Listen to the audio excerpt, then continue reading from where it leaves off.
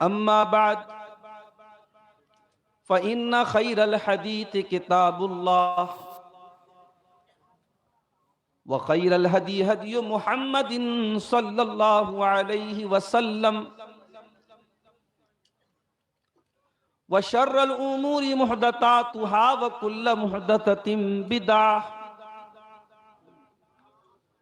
व कुल्ल बिदअतिन ज़लालह व कुल्ल ज़लालतिन फिन्नार।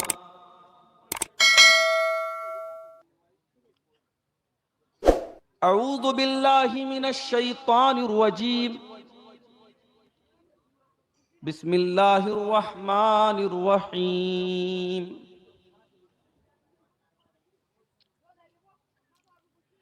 इन्नद्दीन इंदल्लाहिल इस्लाम वक़ाल तआला फ़ी मक़ामिन आख़र इन्नहुम इन यज़हरू अलैकुम यरजुमूकुम औ युईदूकुम फ़ी मिल्लतिहिम वलन तुफ़्लिहू इदन अबदा।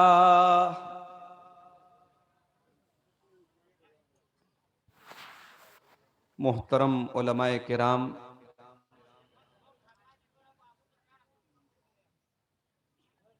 अरे भाई एक बार सेट करके बैठ जाओ यार, क्यों डिस्टर्ब कर रहे हो?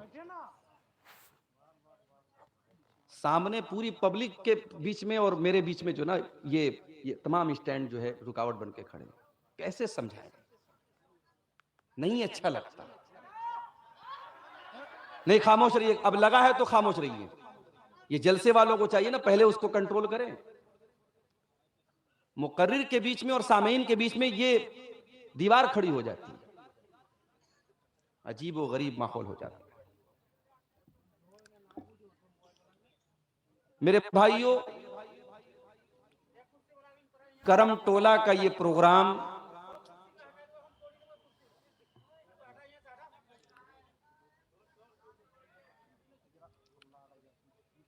दो दिन का ये प्रोग्राम आप सुन रहे हैं। कल भी आपने उलमा के बयानात सुने, आज भी आपने बहुत अच्छी और बहुत अहम तकरीरें समाअत फरमाई। उत्तर प्रदेश की सरजमीन से शेख मेराज सलफी साहब तशरीफ लाए थे, उनका खिताब आपने सुना। झारखंड की सरजमीन के दो नौजवान खुतबा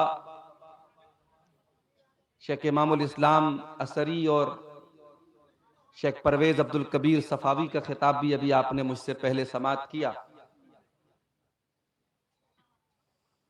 अब इस सिलसिले की आखिरी कड़ी के तौर पर मैं आपके सामने हाजिर हुआ। मेरे भाइयों, अल्लाह रब्बुल आलमीन का जितना भी हम शुक्र अदा करें कम है कि उसने हमें और आपको मुसलमान बनाया है। अल्लाह की सबसे अजीम नेमत, सबसे बड़ी नेमत अगर कोई है तो वो हिदायत की नेमत है। अल्लाह ने हमें और आपको हिदायत की नेमत से नवाजा है। इसी मुल्क में करोड़ों लोग ऐसे हैं जो अल्लाह के अलावा किसी नदी की, किसी पेड़ की, किसी जानवर की, धरती की, आसमान की, कुत्ते की, सूअर की, यहां तक के शर्मगाह तक की इबादत करते हैं। बहुत दूर नहीं, आपके झारखंड और बिहार से सटा हुआ एक स्टेट है, आसाम का इलाका। आसाम में कामाख्या नाम का एक हमारे गैर मुस्लिम भाइयों का इबादत खाना है, उनका पूजा स्थल है। और वहां बाकायदा औरत की शर्मगाह की शबी बनाकर उसकी इबादत होती है। हमारे उत्तर प्रदेश में अभी महाकुंभ का त्योहार चल रहा है हमारे गैर मुस्लिम भाइयों का। पूरे देश से करोड़ों लोग वहां आ रहे हैं और ये अकीदा रखते हैं कि साहब हमने गंगा में स्नान कर लिया, हमारे पाप धुल गए। उसमें आपको ऐसे लोग भी मिलेंगे जो नंगे हैं, कपड़ा नहीं पहनते बदन पर। ऐसे भी लोग उसमें मिलेंगे जो अपनी शर्मगाह के ऊपर कोई चीज बांधे हुए हैं और उसका प्रचार कर रहे हैं। ऐसा भी वीडियो मैंने देखा कि औरत आई और एक बाबा नंगे हैं, सर से पैर तक बिल्कुल नंगे, बदन पर एक कपड़ा नहीं। औरत आई, उनके आगे सजदा किया और उनकी शर्मगाह को छू करके आशीर्वाद किया। आप देख करके सोचते होंगे यार ये, शायद आपको हंसी आ जाती होगी, मगर ये हंसने का मकाम नहीं है, ये रोने का मकाम है मेरे साथी। इंसान किस हद तक गिर चुका है। इंसान शर्मगाह की इबादत करता है। हमारे बनारस में एक बहुत मशहूर इलाका है, गुदौलिया का इलाका। वहां सड़क के बीचों बीच एक सांड आता है और लोग उस सांड को देख करके हाथ जोड़ते हैं कि साहब ये नंदी है, हमारा देवता है। और वहीं एक कपड़े की दुकान है और वो नंदी जिसको वो मानते हैं वो आकर के वहां बैठता है। उस सांड को वो अपना रब मानते हैं, उस सांड को अपना खुदा मानते हैं। इसी देश में कितने लोग हैं जो गाय के गोबर को मुतबर्रक और मुकद्दस समझ करके खा जाते हैं। कितने लोग हैं जो गाय के पेशाब को पी जाते हैं। ये सारे मनाजिर देख करके हमारे दिल से तो बस एक ही आवाज निकलती है कि अल्लाह तेरा शुक्र है, तेरा करम है, तेरी कृपा है, तेरी इनायत है, तेरी मेहरबानी है कि तूने हमें इस्लाम जैसी नेमत से नवाजा है। दुनिया में हमारे पास कुछ ना हो, रहने को अच्छा मकान नहीं, पहनने को अच्छा कपड़ा नहीं, खाने को ढंग का अनाज नहीं, लेकिन अगर ये दौलत हमारे पास है तो हमसे बड़ा दौलतमंद कोई नहीं। कल अल्लाह की बारगाह में अल्लाह पूछेगा मेरे बंदे तू क्या लाया? हम कहेंगे अल्लाह हमारे पास ज्यादा नेकियां तो नहीं थी, बहुत ज्यादा रोजा नमाज करने वाले, बहुत ज्यादा मुत्तकी लोग तो हम नहीं है। आए अल्लाह बहुत ज्यादा परहेजगार और मुत्तकी हम लोग नहीं है। ये वाला माइक थोड़ा सा ज्यादा नीचे हो गया, इसको थोड़ा सा ऊंचा कीजिए।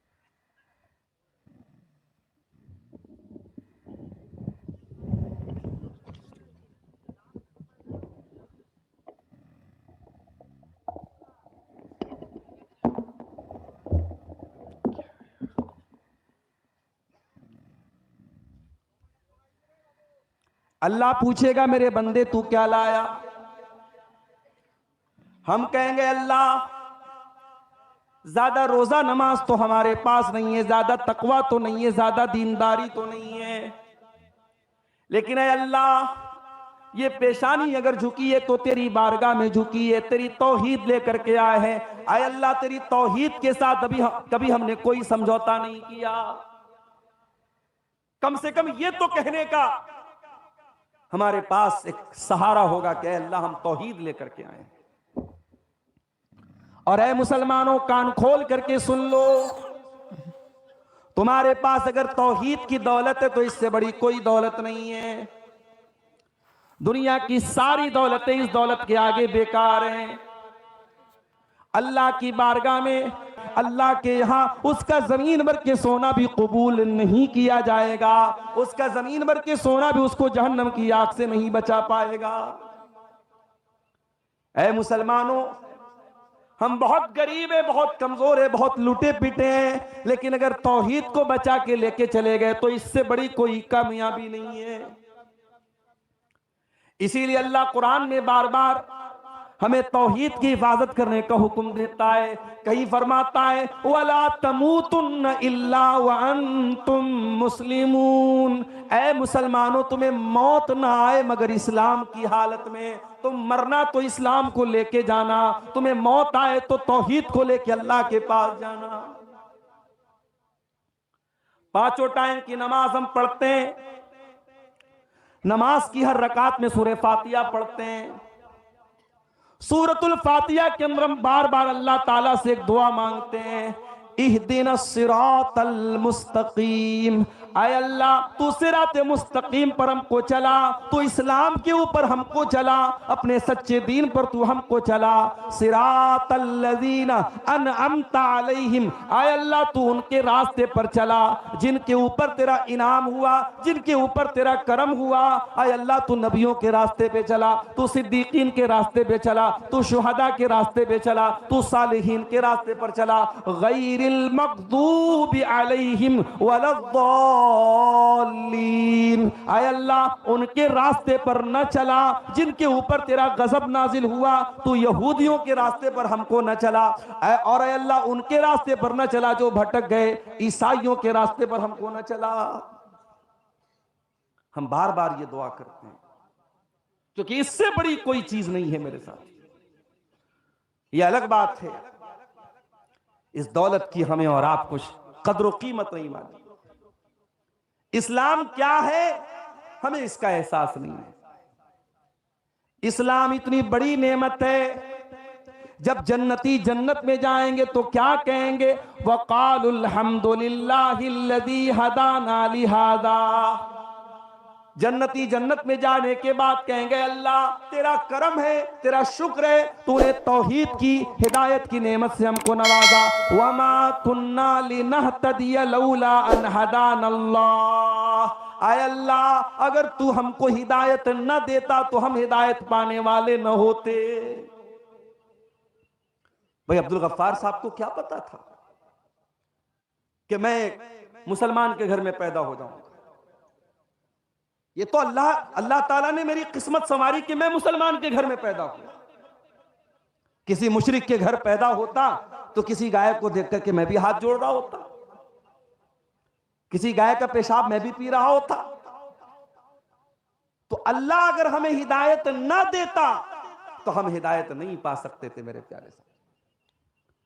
और अल्लाह जब चाहे जिसको चाहे हिदायत दे सकता है। हमारे उत्तर प्रदेश में एक शहर आजमगढ़, आजमगढ़ में एक नौजवान लड़का जिसका नाम बाके राम था, गैर मुस्लिम घराने से उसका ताल्लुक था। उस लड़के के मन के अंदर जिज्ञासा पैदा हुई, ख्वाहिश पैदा हुई, इस्लाम का मुताला करने की। पढ़ा लिखा नौजवान था, उसने इस्लाम का मुताला किया, इस्लाम की स्टडी की, कुरान को पढ़ा, नबी की सीरत को पढ़ा, नबी की जिंदगी को पढ़ा। एक मौलवी साहब से मिला, मौलवी साहब मैं इस्लाम को स्वीकार करना चाहता हूं, क्या करना पड़ेगा। मौलवी साहब ने कहा जाओ गुस्ल करके आओ। गुस्ल करके आया, पाक साफ हो करके आया। मौलवी साहब ने कहा चलो कलमा पढ़ो, अशहदु अल्ला इलाहा इल्लल्लाह, मैं गवाही देता हूं अल्लाह के सिवा कोई इबादत के लायक नहीं है, व अशहदु अन्ना मुहम्मदन अब्दुहु व रसूलुहु, और मैं गवाही देता हूं कि मोहम्मद सल्लल्लाहु अलैहि वसल्लम अल्लाह के बंदे हैं, अल्लाह के रसूल हैं। वो लड़का मुसलमान हो गया। मौलवी साहब ने कहा आप क्या चाहते हो। कहा मौलवी साहब मैंने इस्लाम कबूल तो कर लिया, मगर मैं चाहता हूं मैं इस्लाम की और स्टडी करूं और मुताला करूं। मैं कुरान की लैंग्वेज को पढ़ना चाहता हूं, मैं हदीस को पढ़ना चाहता हूं। मौलवी साहब ने कहा बहुत मेहनत करना पड़ेगा। कि मैं मेहनत करने को तैयार हूं। उस लड़के ने उत्तर प्रदेश से 2000 किलोमीटर दूर तमिलनाडु का सफर किया, और तमिलनाडु के एक इलाके उमराबाद में जमात अहले हदीस का एक बहुत बड़ा इदारा जिसका नाम जामिया दारुस्सलाम उमराबाद है, वहां जाकर के उसने एडमिशन लिया। उस लड़के ने 10 साल तक उस इदारे में तालीम हासिल की और वहां से पूरा आलिम बन करके कुरान और हदीस का जानकार बन करके निकला, उसके नंबर इतने अच्छे आए, उतने उसके मार्क्स इतने अच्छे आए, उसका एडमिशन मदीना यूनिवर्सिटी के अंदर हो गया। मदीना के अंदर उसने एडमिशन लिया। इल्म हदीस की फैकल्टी में उसका शौक था नबी की हदीसों को पढ़ने का। उसने हदीस की फैकल्टी में एडमिशन लिया और इल्म हदीस में पहले उसने बीए किया, फिर एमए किया, फिर पीएचडी किया। इतना पढ़ लिख करके वो इंसान खामोश नहीं बैठा। उसके मन में एक और जज्बा पैदा हुआ कि मैं अपने नबी की तमाम सही हदीसों को इकट्ठा कर दूं। उसने अपने नबी की तमाम सही हदीसें जो अलग अलग किताबों में पाई जाती हैं सबको इकट्ठा किया और 12 जिल्दों में उसने 12 मोटे मोटे वॉल्यूम्स में उसने किताब लिखी और किताब का नाम उसने लिखा अल जामे अस्सही। और दुनिया उस इंसान को डॉक्टर ज़ियाउर रहमान आज़मी के नाम से जानती है। नहीं जानते थे, उस लड़के के माँ बाप को भी शायद पता नहीं था कि हमारा ये लड़का मुसलमान होगा और अपने दौर का इतना बड़ा आलिम बनेगा। मेरे प्यारे साथियों, हिदायत अल्लाह के हाथ में है, हिदायत आलिम के हाथ में भी नहीं है। आलिम रास्ता बता सकता है, आलिम तबलीग कर सकता है, आलिम आपको सही रास्ता बता सकता है, मगर आपको हिदायत देना अल्लाह के इख्तियार में है। अल्लाह अपने नबी से कुरान में कहता है इन्नका ला तहदी मन अहबब्ता वलाकिन्नल्लाह यहदी मन यशा। ऐ मेरे नबी, आप जिसको चाहें उसको हिदायत नहीं दे सकते, हिदायत तो अल्लाह के हाथ में, अल्लाह जिसको चाहता हिदायत देता है। नबी के चचा अबू तालिब बहुत प्यार करते थे नबी से, हर मुश्किल मौके पर नबी का साथ देते हैं। जब अबू तालिब के इंतकाल का टाइम आता है, अल्लाह के नबी चाहते मेरे चचा कलमा पढ़ लें। ओ लोगो, कितने खुश नसीब हैं वो लोग जिनके माँ बाप मुसलमान हैं। माँ के मरने के बाद कम से कम दुआ तो कर सकते हो, अल्लाह मेरी माँ की बख्शिश कर दे। जरा कोई इब्राहिम अलैहिस्सलाम के कलेजे से जाके पूछे, वो अपने बाप के लिए मगफरत की दुआ भी नहीं कर सकते। हमारे प्यारे नबी अपनी माँ की मगफरत की दुआ नहीं कर सकते थे। हमारे नबी ने भी अपनी माँ की मगफरत की दुआ की इजाजत मांगी, अल्लाह ने कहा कि नहीं, इजाजत नहीं मिली। अगर आपकी माँ मुसलमान है, अगर आपका बाप मुसलमान है, मेरे प्यारे साथियों, ये बहुत बड़ी अल्लाह की नेमत है। इस नेमत की कदर करो मेरे प्यारे साथियों। अबू तालिब बाप की तरह नबी को पाला है। आज आखिरी टाइम है, इंतकाल का टाइम है। अल्लाह के प्यारे नबी अपने चचा के पास आते हैं। ऐ मेरे चचा, आपने मेरा बहुत साथ दिया है, आप मेरे सहारा बन के हमेशा खड़े रहे हैं। आज आपका आखिरी टाइम है। ऐ मेरे चचा, कुल ला इलाहा इल्लल्लाह, बस मेरी एक रिक्वेस्ट है, मान लीजिए। अपने भतीजे की एक बात मान लीजिए। ऐ चचा, ला इलाहा इल्लल्लाह पढ़ दीजिए। ऐ चचा, इस कलमे के जरिए मैं अल्लाह ताला के यहाँ आपके हक में लड़ाई लड़ूंगा और आप जन्नत में जाएंगे। बस ये कलमा पढ़ के आप दुनिया से चले जाइए।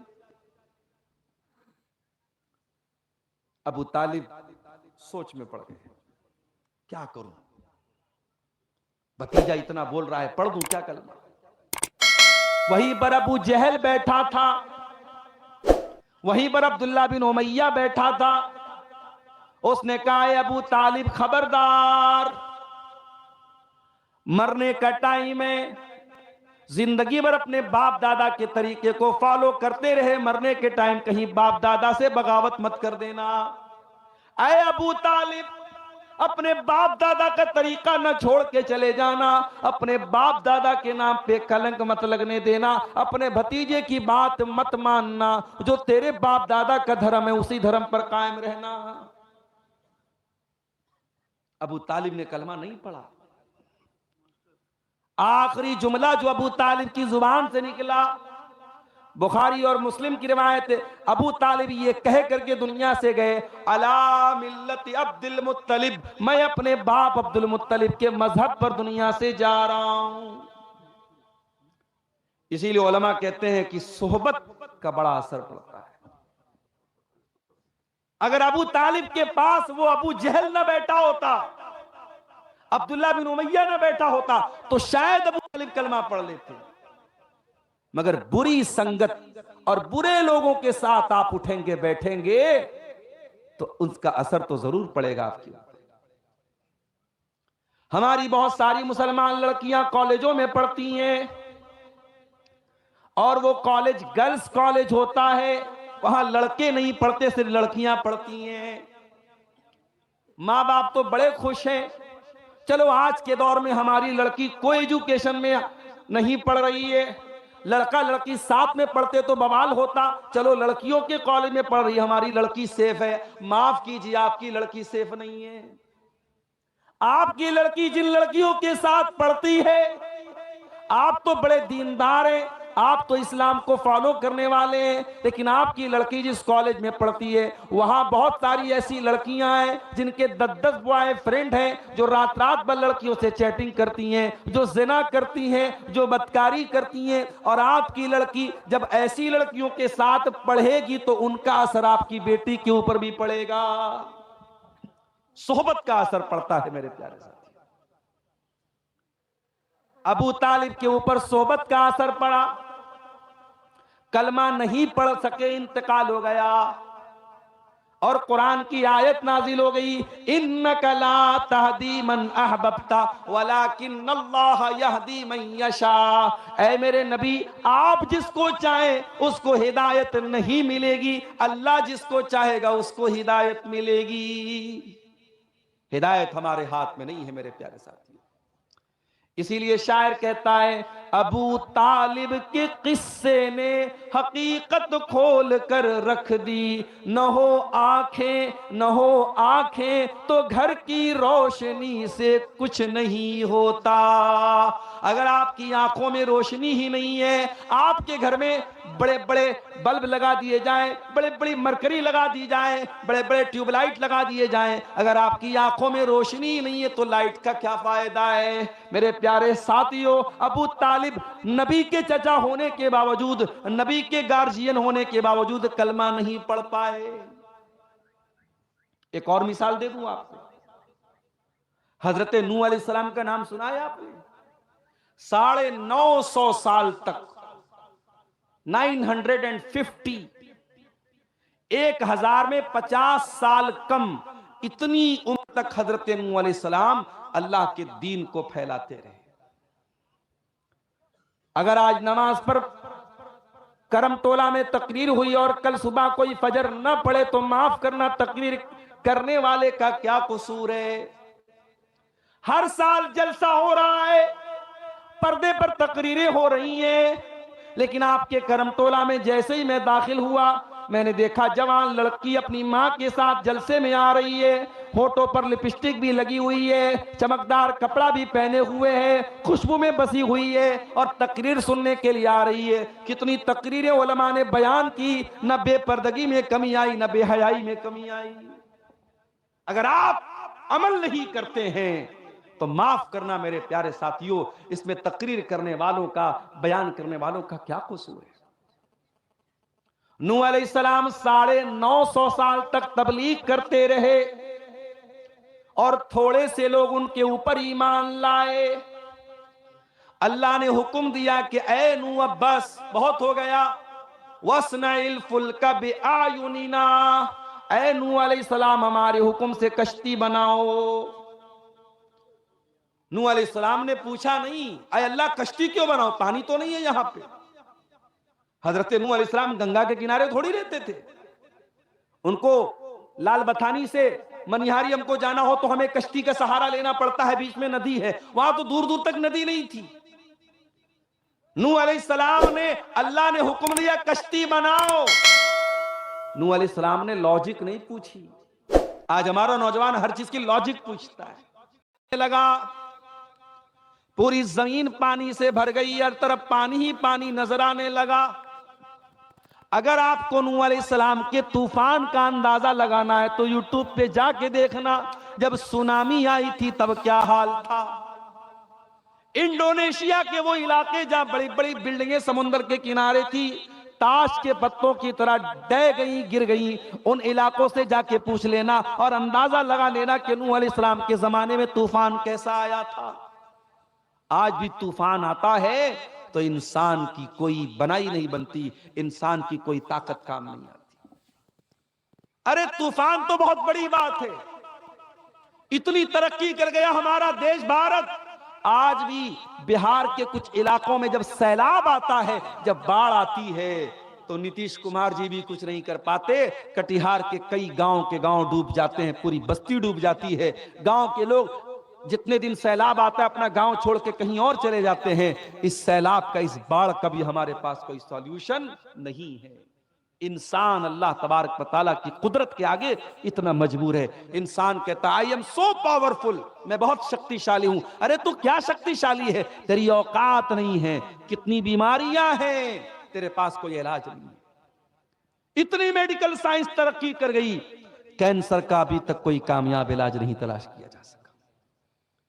जाओ मुंबई के टाटा कैंसर हॉस्पिटल में जाके देखो, हजारों लोग बेचारे जिंदगी और मौत की लड़ाई लड़ रहे हैं। अपने घर मकान खेत खलियान बेचकर लाखों का इलाज करा रहे। क्यों? मेरा जीवन बच जाए, मेरी जिंदगी बच जाए। इंसान अल्लाह की कुदरत के आगे मजबूर है मेरे प्यारे साथी। नूह अलैहिस्सलाम ने कश्ती पर सबको बिठा लिया, उनका एक लड़का कश्ती पर सवार नहीं हुआ। काला या बुनय्या इरकब माना वला तकुम मअल कौमिल काफिरीन। कहा है मेरे बच्चे जल्दी से कश्ती पे आ जा, काफिरों का साथ न दे, तू काफिरों के साथ डूबने वाला न बन, मेरी कश्ती में आ जा। काला सावी इला जबली यासिमुनी मिनल मा। बेटा कहने लगा अब्बा जान मैं बहुत जीनियस हूं, अगर पानी आया, पानी का थपेड़ा आया, पानी की लहरें आई, अब्बा जान मैं पहाड़ के ऊपर चला जाऊंगा। अरे पानी कितना ऊंचा जाएगा, पहाड़ तक थोड़ी जाएगा, मैं पहाड़ पे चला जाऊंगा। हजरत नूह अलैहिस्सलाम ने फरमाया काला ला आसिमल यौम मिन अम्रिल्लाहि इल्ला मर रहीम।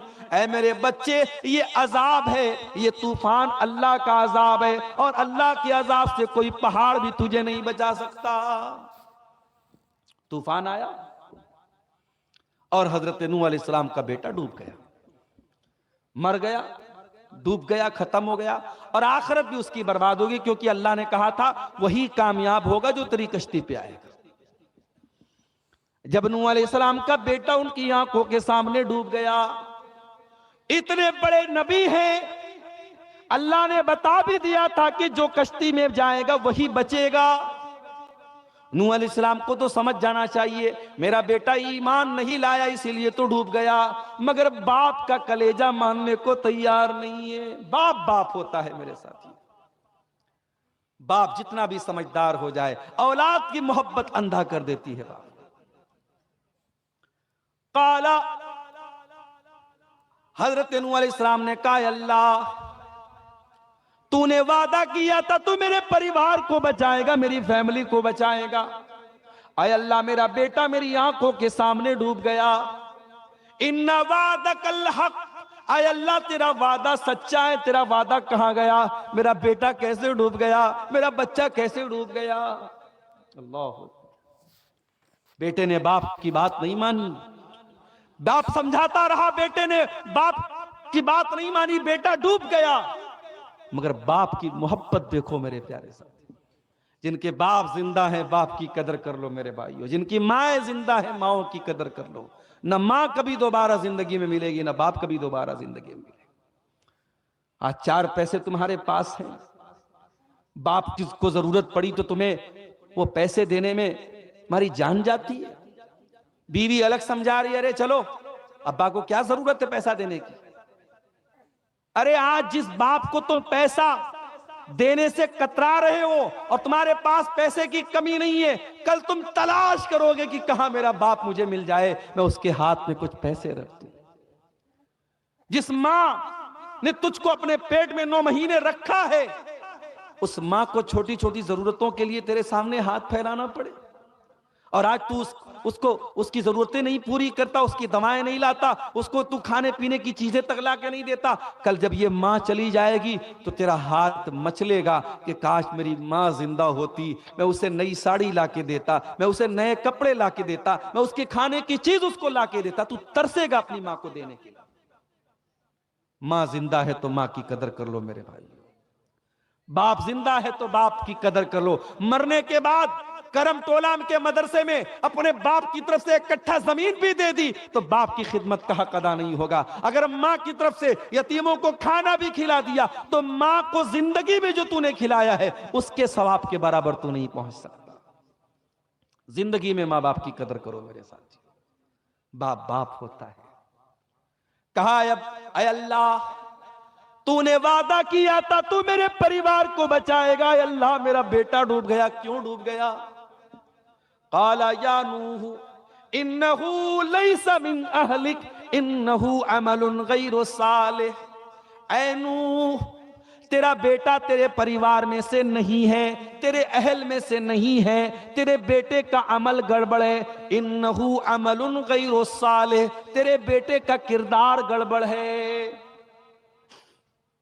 आज हमारे यहां बिरादरीवाद बहुत चलता है। अंसारी है तो अंसारी में ही शादी होगी। कटिहार जाता हूं, वहां शेरशाबादी, मुसलमानों में शेरशाबादी बिरादरी है और एक बिरादरी वहां सुरजापुरी है। शेरशाबादी सुरजापुरी में 36 का आंकड़ा है। दरभंगा जाता हूं, वहां शेख और अंसारी में 36 का आंकड़ा है। हमारे यूपी में सिद्धार्थनगर जाता हूं, वहां खान और जो दूसरी बिरादरी के लोग उसमें 36 का आंकड़ा। आज बिरादरी पर हम मर रहे हैं, अपनी बिरादरी पर बड़ा नाश करते हैं। अरे बिरादरी छोड़, तू नबी का भी अगर बेटा है और तेरा अमल अगर गड़बड़ है तो अल्लाह ताला क्या तेरा बाप भी तुझे नहीं बचा पाएगा। बगावत पर हो आमादा तो डूबे नूह का बेटा। बगावत पर हो आमादा तो डूबे नूह का बेटा।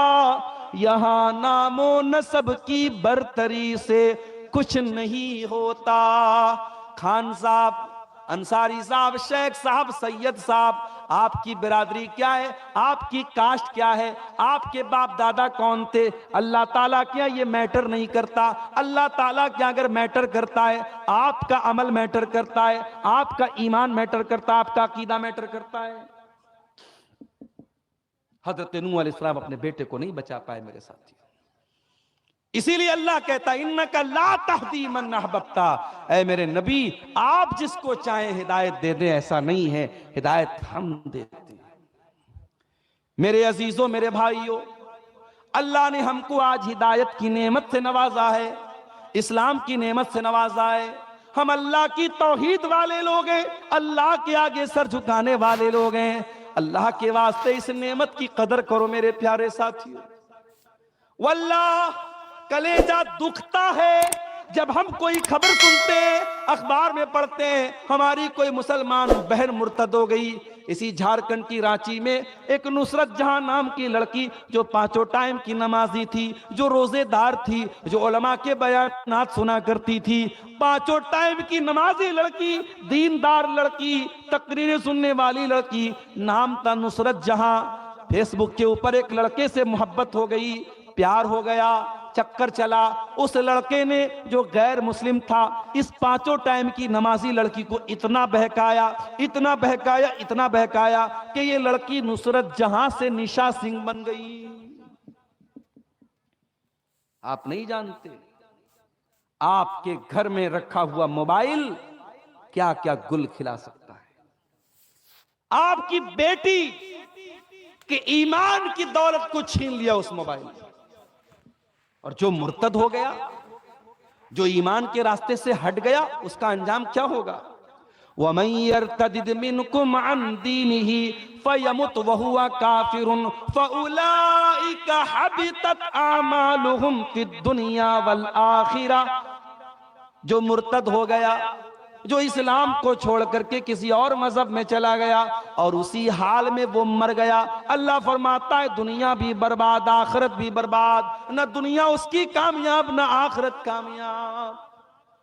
मेरे भाइयों, क्या ये सुनकर के हमारा कलेजा नहीं दुखता, हमारे दिल को तकलीफ नहीं पहुंचती कि आज हमारी मुसलमान बहनें आज मुर्तद हो जाती हैं, आज इस्लाम को छोड़ देती हैं, उनको कोई बताने वाला नहीं कि इस्लाम कितनी बड़ी नेमत है। ये इस्लाम तो वो नेमत है कि सुमैया बिन्ते खैयात नाम की औरत अपने जवान बेटे के सामने अबू जहल कहता है, ऐ सुमैया तूने मोहम्मद का दीन नहीं छोड़ा, तूने इस्लाम नहीं छोड़ा, ऐ सुमैया तेरे तन से कपड़े उतार दूंगा, तेरे जवान बेटे के सामने तुझको नंगा कर दूंगा। सुमैया तू बूढ़ी हो चुकी है, तू कमजोर हो चुकी है, मगर ऐ सुमैया तेरे दिल में अल्लाह की मोहब्बत और तौहीद की मोहब्बत आज भी उतनी ही मजबूत है। सुमैया अपने दीन को छोड़ने को तैयार नहीं, अपने रब की तौहीद को छोड़ने को तैयार नहीं। सुमैया के बदन से कपड़े उतार लिए गए। अल्लाह, यह मंजर भी देखना था, रूए जमीन को यह मंजर भी देखना था कि जवान बेटे के सामने उसकी मां को नंगा कर दिया गया। ये अजियत भी उस बूढ़ी ने गवारा कर लिया। इतने पर बस न किया अबू जहल ने कहा, सुमैया अगर तूने इस्लाम नहीं छोड़ा मैं अभी तुझे कत्ल कर दूंगा। अबू जहल ने बर्ची उठाई और सुमैया की शर्मगाह के ऊपर दे मारा। सुमैया शहीद हो गई, अल्लाह की राह में पहला खून बहाने वाली खातून बन गई। ओ मेरी प्यारी माँ बहनों, अपने दीन को बचा करके सुमैया ने जान दे दी। क्यों? क्योंकि सुमैया का अकीदा था जान दी हुई उसी की, हक तो ये है कि हक अदा न हुआ। ये जान तो अल्लाह ने दी थी, अगर आज अल्लाह ने मांग ली तो मैं जान देने को तैयार हूं। सुमैया जान दे दी मगर ईमान का समझौता नहीं किया। इस ईमान की, इस दीन की कदर वो समझती थी मेरे प्यारे साथी। इस इस्लाम की कदर व कीमत कोई हजरत बिलाल से पूछे, बिलाल हमारी और आपकी तरह खूबसूरत तो नहीं थे, गोरे चट्टे तो नहीं थे, काले कलूटे थे, हबशा के गुलाम थे। बिलाल को उनका मालिक अरब के तपते हुए सहरा पे लेटाता था, सीने पर गरम पत्थर रखता था और बिलाल से कहता था, ए बिलाल हम तुझे टॉर्चर करना छोड़ देंगे, तुझे तकलीफ पहुंचाना छोड़ देंगे। ए बिलाल बस एक कंडीशन है, तू इस्लाम को छोड़ दे, तू मोहम्मद के दीन को छोड़ दे। बिलाल तू इस्लाम को छोड़ दे, हम तुझे तकलीफ देना छोड़ देंगे। बिलाल के सीने की चर्बी पिघल रही है मगर बिलाल की जबान से एक ही लफ्ज निकलता है, अहद अहद, मेरा अल्लाह एक है, मेरा रब एक है। उस रब की तौहीद के साथ मैं कोई समझौता करने को तैयार नहीं हूं। मेरे प्यारे साथियों, इस्लाम की कदर कीमत कोई बिलाल से पूछे। इस्लाम की कदर कीमत अगर पूछना है, कोई सुहैब रूमी से जाकर के पूछे। सुहैब रूमी रजी अल्लाह तआला अन्हु जब मक्का से मदीना जाने लगे, अपनी जिंदगी भर की सारी कमाई को साथ में लेके जा रहे हैं। मक्का के काफिरों ने पकड़ा, ऐ सुहैब कहां जा रहे हो? कहा मैं मदीना जा रहा हूं, अपने नबी के शहर जा रहा हूं। मक्का वालों ने कहा, ऐ सुहैब अपने साथ क्या लेके जा रहे हो? कहा अपना धन दौलत लेके जा रहा हूं, अपना रुपया पैसा लेके जा रहा हूं। मक्का वालों ने कहा, अतईतना सोलूकन ला माल लक, ऐ सुहैब जब तुम मक्का में आए थे तुम्हारे पास फूटी कौड़ी नहीं थी, आज सारी दौलत लेकर के मदीना जाना चाहते हो, ऐ सुहैब हम तुम्हें जाने नहीं देंगे। कहा फिर क्या करोगे? कहा माल दे करके जाना पड़ेगा। सुहैब रूमी रजी अल्लाह तआला अन्हु ने जिंदगी भर की कमाई एक सेकंड की देर किए बगैर मक्का के काफिरों के हवाले कर दी और खाली हाथ मदीना पहुंचे। मक्का से मदीना 480 किलोमीटर का सफर तय किया और मदीना पहुंचे। अल्लाह के प्यारे नबी फजर की नमाज पढ़ा रहे थे। सुहैब रूमी गए और नमाज में शामिल हो गए। नबी ने सलाम फेरा, सामने सुहैब रूमी नजर आ गए। नबी खड़े हुए, सुहैब को गले लगाया, सुहैब को गले लगाया और गले लगा करके अभी सुहैब ने कुछ बताया नहीं है, अभी सुहैब कुछ बोले नहीं है। नबी ने फरमाया, ऐ सुहैब मुझे अल्लाह की तरफ से सब बता दिया गया है, मुझे खबर दे दी गई है। ऐ सुहैब रबिह तलबैया रबिह तलबैया, ऐ सुहैब तूने बड़े फायदे का सौदा किया है, तूने बड़े मुनाफे का सौदा किया है। वो इस्लाम हमें मिला है मेरे प्यारे साथी, जिस इस्लाम को पाने के लिए सहाबा ने अपनी जानें दे दी, अपना सब कुछ कुर्बान कर दिया। वो फोकट में हमें मिला है, फ्री में मिला है, इसलिए हमें इस इस्लाम की कदर नहीं मालूम है। मेरे प्यारे साथी, मेरे प्यारे अजीजों, अल्लाह कुरान के दूसरे पारे में कहता है, या अय्युहल्लज़ीना आमनू उदखुलू फिस्सिल्मि काफ़ा, ऐ ईमान वालो इस्लाम में पूरे के पूरे दाखिल हो जाओ। वला तत्तबिउ खुतुवातिश शैतान, और ऐ ईमान वालो शैतान के रास्ते पर मत चलो, पूरे पूरे दाखिल हो जाओ। आज हम पूरे पूरे दाखिल नहीं है, माफ कीजिएगा। ओ मेरी प्यारी माँ बहनों, बहुत तकरीरें सुनने का जज्बा आपके अंदर है, अपने घर बार को छोड़ करके जलसे में आई हो, पिंडाल में आई हो।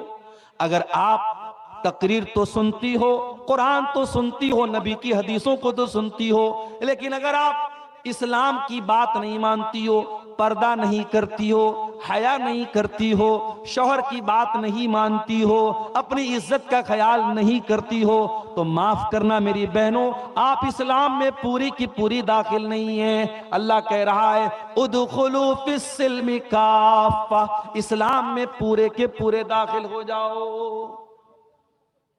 नबी के जमाने में एक औरत आती है,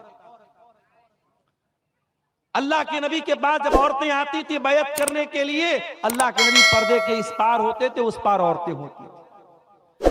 वो औरत बैत कर रही है, अल्लाह के नबी के ऊपर बैत कर रही है, नबी पर्दे के इस पार, औरत इस पार है। अल्लाह के नबी कहते चलो बैत करो, अल्लाह के साथ शिर्क नहीं करोगी। कहती है मैं वादा करती हूँ अल्लाह के साथ शिर्क नहीं करूंगी। फिर नबी कहते हैं वला यसरिकना, चोरी नहीं करोगी। कहती है मैं चोरी नहीं करूंगी। फिर नबी फरमाते वला यज़नीना, ज़िना नहीं करोगी। जब ज़िना का नाम सुना, उस लड़की ने, उस औरत ने जल्दी से अपने सर पे हाथ रख लिया और कहा कि अल्लाह के नबी, क्या कोई इज्जतदार औरत ये काम भी कर सकती है? हजरत आयशा कहती हैं अल्लाह के नबी को जब पता चला कि जिना का नाम सुन करके उस औरत ने जल्दी से अपने चेहरे पर, अपने सर पर हाथ रख लिया और कहा कि क्या कोई इज्जतदार औरत जिना भी कर सकती है? नबी को उस औरत की ये अदा बहुत पसंद आई कि वो औरत इतनी इज्जतदार औरत है, इतनी पाक दामन औरत है कि जिना का लफ्ज सुन करके उसने कहा कि नहीं, एक इज्जतदार औरत तो ये काम नहीं कर सकती। आज हालात इतने बुरे हैं मेरे प्यारे साथियों, आज पाक दामन मर्दों और औरतों को तलाश करना मुश्किल हो रहा है। बदकारी इतनी फैल रही है, जिनाकारी इतनी फैल रही है, हराम रिश्ते इतने पनप रहे हैं कि आज पाक दामनी को तलाश करना मुश्किल हो रहा है। मैं मर्दों से भी कहूंगा, मैं अपनी माँ बहनों से भी कहूंगा, उदखुलू फिस्सिल्मि काफ़ा, इस्लाम में पूरे के पूरे दाखिल हो जाओ। अपनी शर्मगाह की हिफाजत करो, अपनी इज्जत की हिफाजत करो। अल्लाह के प्यारे नबी फरमाते हैं मैं यज़मन ली मा बैन लिह्यैहि व मा बैन रिजलैहि अज़मन लहुल जन्ना। दो चीजों की गारंटी दे दो, एक जबान की गारंटी दे दो, एक शर्मगाह की गारंटी दे दो, मैं तुम्हें जन्नत की गारंटी देता हूं। अल्लाह के प्यारे नबी यहां तक फरमाते हैं कि हर इंसान के मुकद्दर में जिना का हिस्सा लिखा हुआ है। आंखों से गंदी चीज को देखना आंखों का जिना है, जबान से गंदी बातें निकालना जबान का जिना है, कानों से गंदी चीजों को सुनना ये कानों का जिना है, हाथों से गलत चीजों को टच करना ये हाथों का जिना है, और पैर से गलत चीज की तरफ चल के जाना ये पैर का जिना है। यानी हर इंसान, कोई हाथ का जिना कर रहा है, कोई पैर का कर रहा है, कोई आंखों का कर रहा है। अल्लाह के नबी ने फरमाया इब्ने आदम के मुकद्दर में जितना लिखा है उतना वो जिना कर रहा है। और जब इंसान अपनी आंखों की हिफाजत नहीं करता, हाथों की हिफाजत नहीं करता, कानों की हिफाजत नहीं करता, तो अल्लाह के नबी कहते हैं वल क़ल्बु यहवा व यतमन्ना, फिर दिल में गंदे ख्यालात पैदा होते हैं, गंदी ख्वाहिशात पैदा होती है, और फिर शर्मगाह उसकी तस्दीक करती है या उसको झुटला देती है। यानी अगर आपने अपने आप को आंखों के जिना से नहीं बचाया, कानों के जिना से नहीं बचाया, जबान के जिना से नहीं बचाया, तो असल जिना से बचाना भी मुश्किल हो जाएगा। मेरे नौजवान भाइयों, आज सबके हाथ में मोबाइल है, सबके हाथ में सोशल मीडिया है, सबके हाथ में